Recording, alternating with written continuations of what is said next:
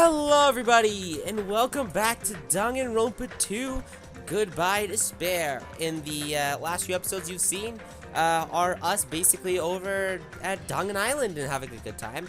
But today, before we do anything, we are not going to be doing the island. We are actually going to be here over at the place. We're just going to be buying stuff here. We're just going to be buying stuff at the vending machine. Yep, that's how we're doing. Because we keep forgetting to buy stuff. We're goddamn retarded. I'm just gonna do this. I'm trying to buy 2 of each just so I have 2 of each for the fact. So if a situation occurs, I have 2. And don't you dare.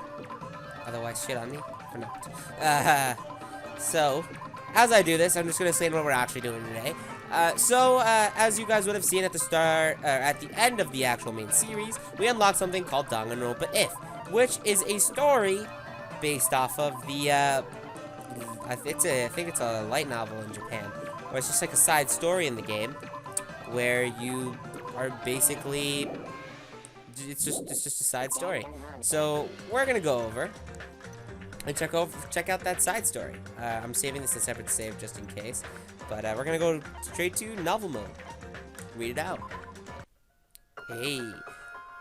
The following novel contains references to characters who appear in the novel Dangan Ronpa 0. Trigger Happy Havoc. If. Dangan Ronpa. The Button of Hope and Tragic Warriors of Despair. Okay, so let's just look at the character introduction. Basically, it's just talking about how each person is a dame. And I thought it'd be a smart idea to go over these guys again.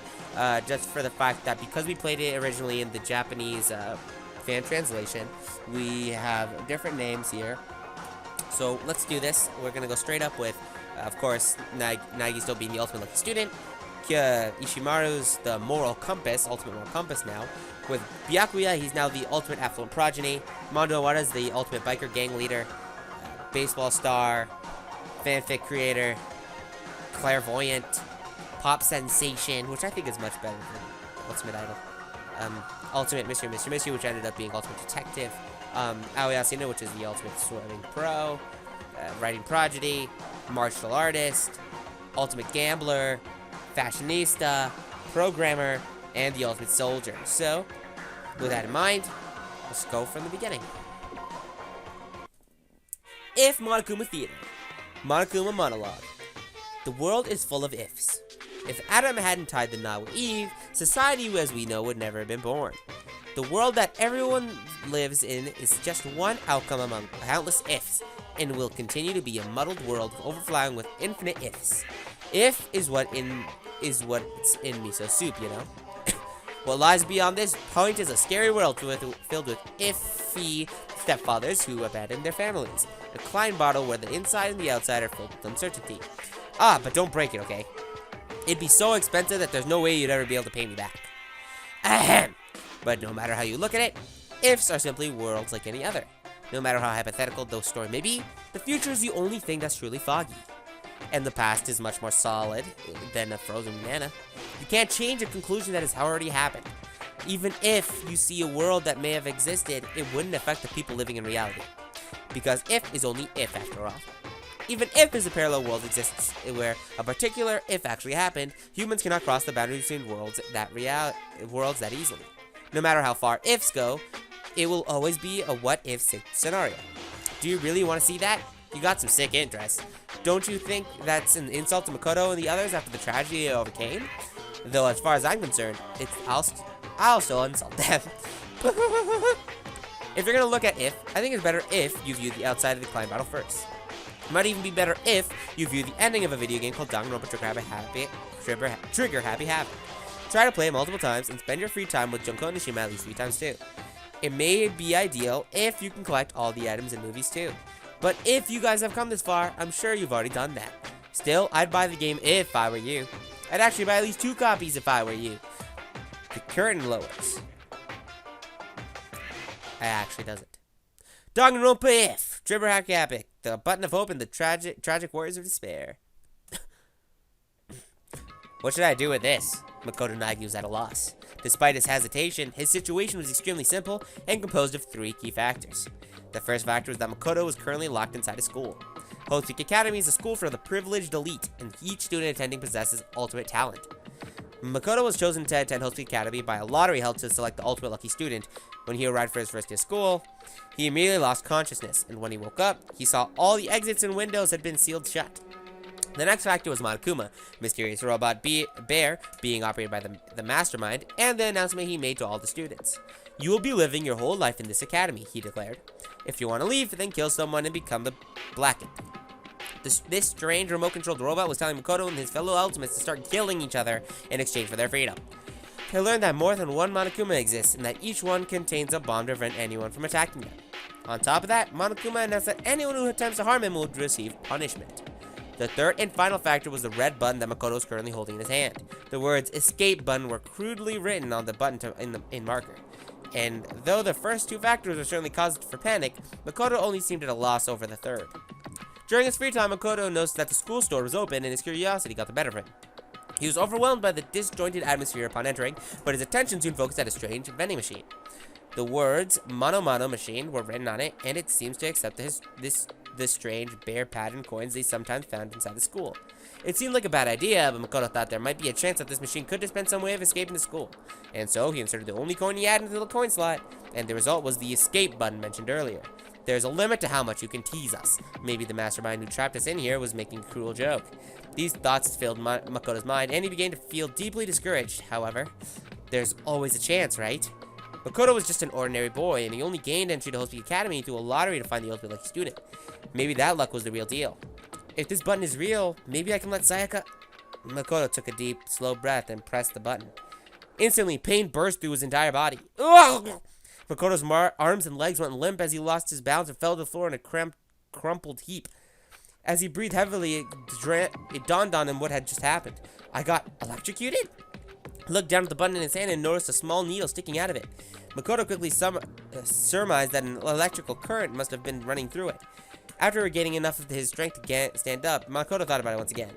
I should have known. It was a fake.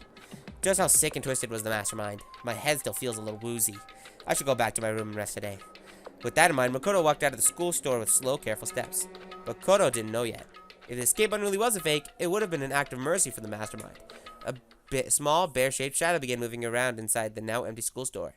The shadow Monokuma stood before the Mono Mono machine and stared at it silently. But after some time had passed, he began to laugh. A cold, hollow laugh, utterly devoid of emotion. Despite the fact that he was alone, Monokuma began to talk, almost as if he was speaking to someone. Perhaps Monokuma was talking directly to the mastermind controlling him. I only put that in the Mono Mono machine because I thought it'd be interesting if someone had the last few survivors happen to win it. But with a success rate of 0.000000001%, I never thought anyone would actually win it. Perhaps I should have expected the ultimate lucky student to overcome such impossible odds. Monokuma started blushing and breathing heavily for no apparent reason. A robot like Monokuma doesn't need to breathe, but because his technology is super advanced, he can express himself like a creature, like a living creature. Makoto was chosen through a lottery, and now he's on the escape button through a lottery. This is obviously impossible, right? Is this what a miracle is? Is this all systems goes towards escaping? Is something that defies all common sense about to come crashing into my world? Huff, puff. Well, even though I don't really want this at all, I'm starting to enjoy this new sensation. We'll be back after these commercials. Monokuma's internal machinery began running at full capacity, and his facial expressions began changing more smoothly than any humans could. Suddenly, his expression immediately stopped once he whispered through his speakers. But is this really good? After muttering something so ominous, Monokuma's loud, screeching laughter rang jarringly throughout the room. This situation that was about to unfold contained two conflicting emotions in equal measure: hope and despair. What? Oh, okay. The next day, nighttime. School dormitory. Makoto's room. Makoto's Nagi laid on his bed, desperately struggling with the despair and hope and churning within him. Monokuma had forced the students to each watch DVD earlier that day. Makoto showed a scene that suggested his parents and little sister were in danger, and he now found himself determined to leave the school. It seems the other students were forced to watch shocking videos of their own. Videos so shocking that they were now determined to escape the school too, even if it meant sacrificing someone else to do it. However, it was obvious that these videos were part of Monokuma's trap. As long as some school student killed someone, they were allowed to graduate and leave the academy. It seemed that the mastermind controlling Monokuma was hell-bent on making the students kill each other. Oh god. I got a burp. But right now, Makoto is most worried about Sayaka Maizono, who seemed to be incredibly distressed after watching her DVD. Sayaka wasn't just the ultimate pop sensation. She was also Makoto's classmate when they were students at Blackroot Junior High. Her optimism had been encouraging Makoto these past few days, and he was becoming a similar source of strength for her as well. If nothing else, I have to at least save Sayaka. As soon as Makoto thought that, he suddenly felt a small headache. Was he still reeling from being punched by Mondo the other day, or was this a side effect of being electrocuted by the escape button? As Makoto pondered these things, the pain slowly subsided, and he returned to his determined thoughts of escape. Anyway, we all need to work together and... Huh? At that moment, Makoto realized his goal had changed slightly. We all need to? Ideally, it would be best if everyone survived together. However, aside from Sayaka, Makoto had never met the other students before. He didn't know if they could even be trusted in the first place. But at that moment, he trusted them without even an ounce of suspicion. He believed they were worth helping even at the cost of his own life. Just like Sayaka. Why? The headache struck again, as if all his blood vessels in his brain were being individually sliced open. Why did I just think that I could trust the others as much as I trust Sayaka? Makoto tried to figure out why his thought process had suddenly changed. Something was wrong. The throbbing pain in his head seemed to synchronize with the strange feeling that something was approaching him. As a ray of light began to form within the dark recesses of his own mind, the doorbell rang. Someone's here? He quickly got out of bed, but that only made the headache worse. With no concern for his safety, Makoto carelessly opened the door to his room and came face to face with Sayaka. I'm really sorry to come by so late. Sayaka? The pain. What are you doing out so late? The moment he saw her face, the pulsated pain in Makoto's head began accelerating. He felt like his world was being torn apart from inside out. Sorry to bother you, but something really weird just happened and... Makoto, what's wrong? You don't look so well. Sayaka was pale and had been trembling when she came to Makoto's room, but she seemed surprised to see that his complexion was worse than her own. Yeah, I'm fine. It's just my head. Makoto couldn't finish his sentence. His eyebrows rolled back in his head as he lost consciousness and slowly fell to the floor.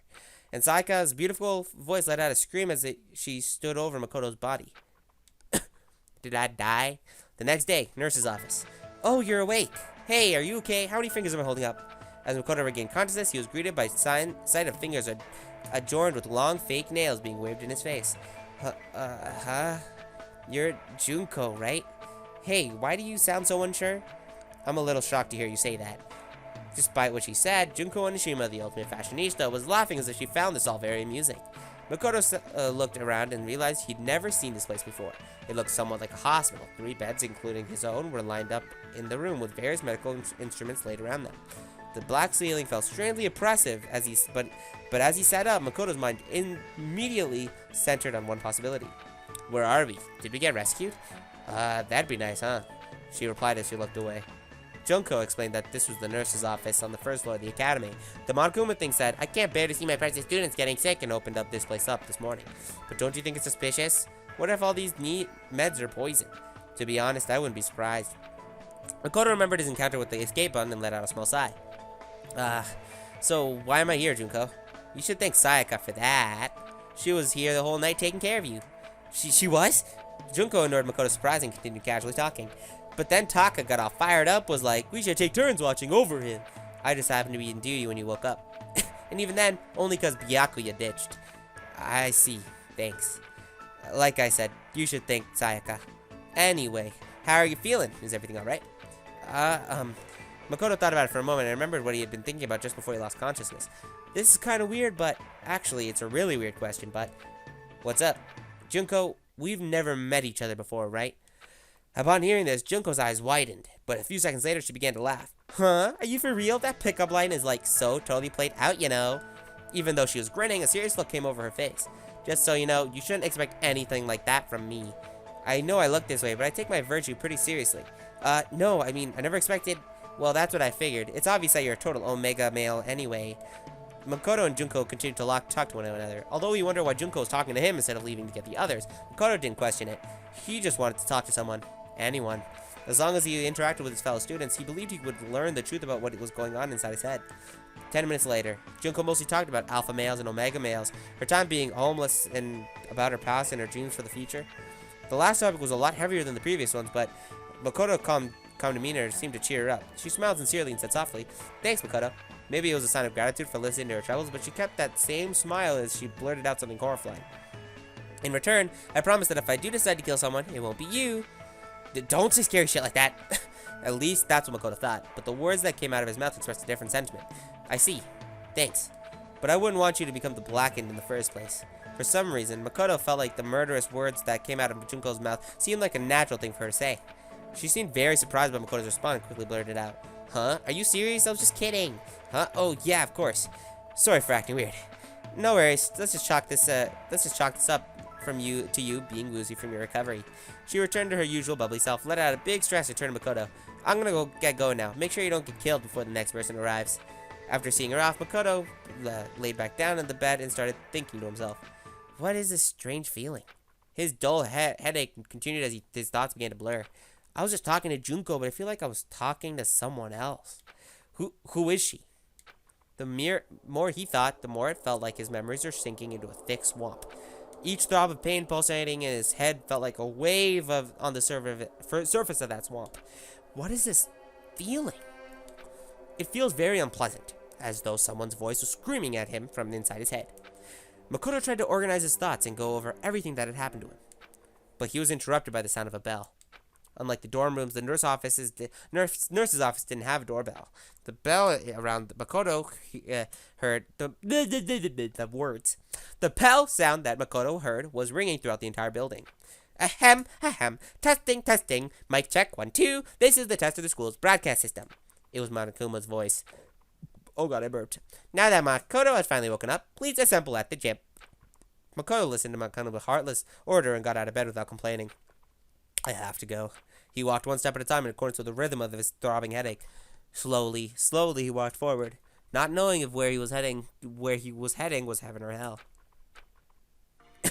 The gym. Makoto, are you alright? Sayaka ran over to Makoto as soon as he entered the gym.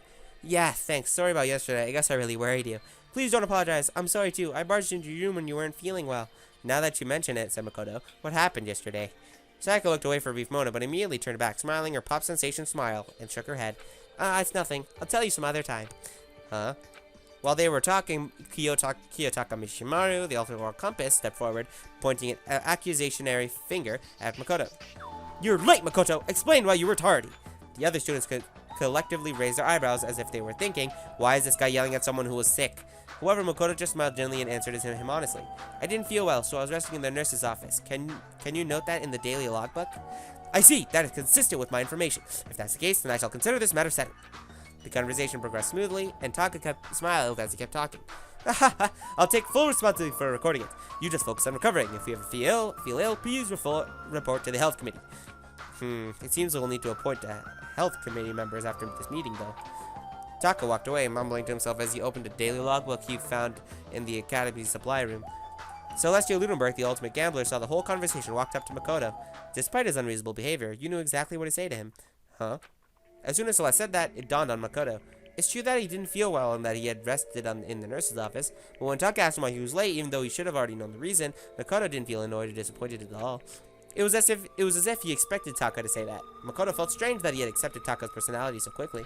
He couldn't understand why he asked Taka to do something as unnecessary as recording it in the daily logbook in the first place. Why did I say that? It's like I was used to it. His response to Taka's demands came as naturally to him as breathing. Why? Every time he tried to think about it, his headache grew even worse. As Makoto struggled to think through the pain of his headaches, a black and white stuffed animal jumped out from behind the gym's podium and began twirling around as if it spoke in a cheerful voice. Hey guys, is everyone here? As he sounded as if he was about to lead the students on a field trip, but not a single one of them had a smile on their faces. What is it this time? Are we gonna hijack a cruise ship and run into a gigantic worm?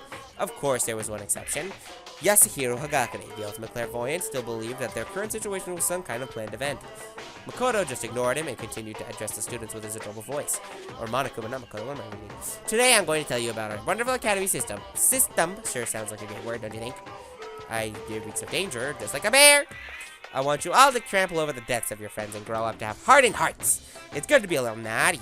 I want you all to grow poisonous personalities. After making this nonsensical introduction, Monokuma moved to the second topic. With this, he began providing his detailed explanation of the most violent system in the school, the class trial. Now, you can't just kill someone. You gotta kill someone without getting anyone else finding out you did it. Monokuma talked about his horrible graduation program with casual indifference. But because a killing hadn't happened yet, his lecture didn't instill any despair in the students. As long as a killing never occurred, there'd be no point to the class trial. But no one could really say that a killing wasn't going to happen. As the students' suspicion began to rise, Monokuma continued explaining the class trial until... Wait, hold on a second. As Monokuma began to explain the execution that would serve as punishment, one girl stepped forward. Junko? As soon as he saw how angry she was, the rhythm of Makoto's headache began to change slightly. You're freaking insane, you know that? The girl continued to complain angrily. She seemed completely different from the smiling person Makoto saw in the nurse's office. Was Junko always like that? No, she's different. That's how Junko acts, but is that person really Junko? Wait, what am I thinking? As Makoto struggled with his headache and confusion, Monokuma and the girl continued to argue. What are you saying? You're not gonna participate in the trial? Only punishment awaits such blasphemy.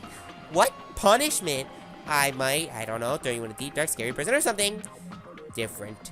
The strange feeling he felt right now was directed at Monokuma. A prison?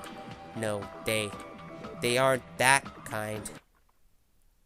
A series of images flashed in Makoto's mind, and at first he thought it was some kind of parade. But he quickly realized that was a mistake. What looked like lights were actually buildings, engulfed in flames. The red decorating this scene seemed to have come from human bodies. Despair.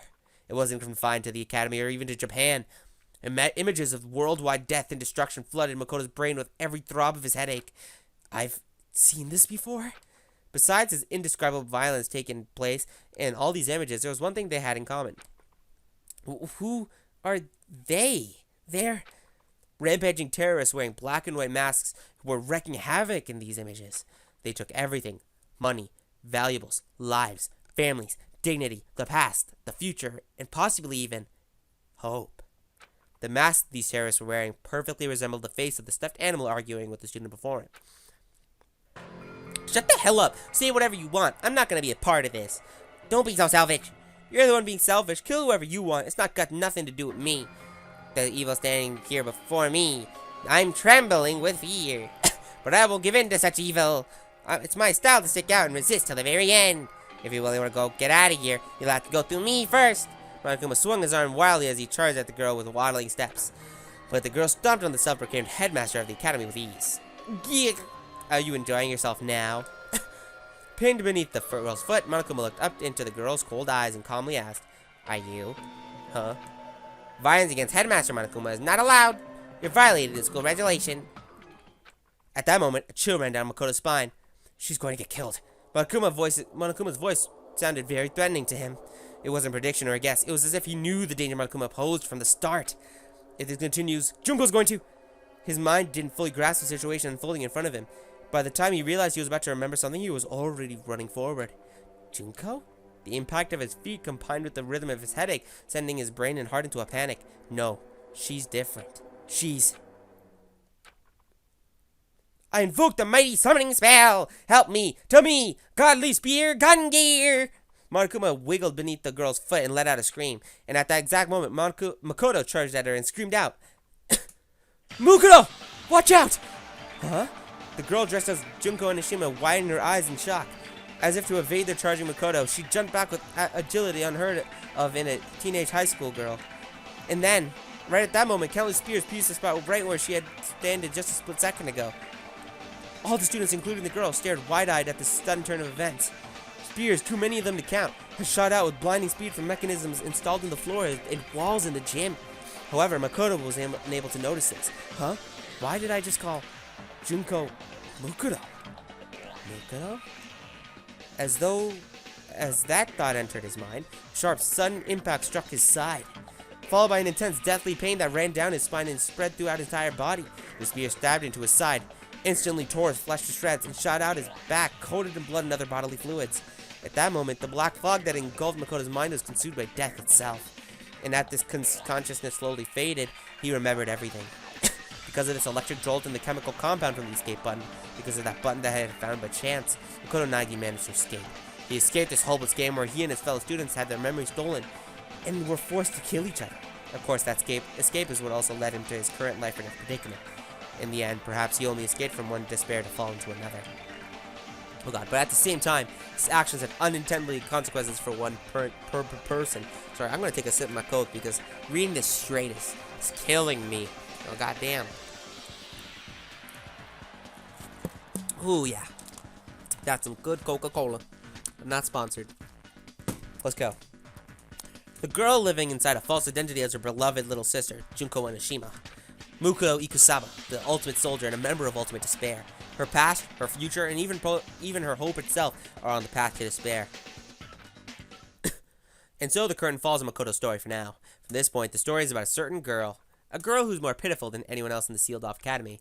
A new curtain, along with new despair, shall now arise.